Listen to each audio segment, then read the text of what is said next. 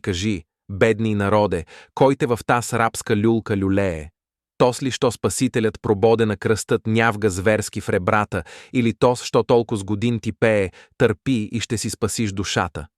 Той ли ил някой негов наместник, син на Лойола и брат на Юда, предател верен и жив предвестник на новите глаза сиромаси, нов Кърджалия в нова полуда?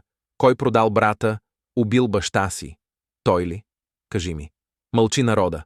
Глухо и страшно гърмят окови, не чуй се от тях глас за свобода.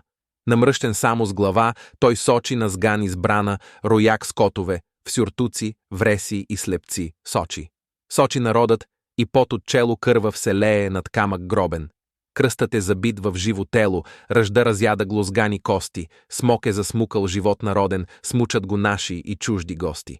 А бедният роб търпи и ние без срам, без укор, броиме време, откак е в хом от нашата шия, откак окови влачи народа, броими с вяра в той скотско племе, чакаме и ние ред за свобода.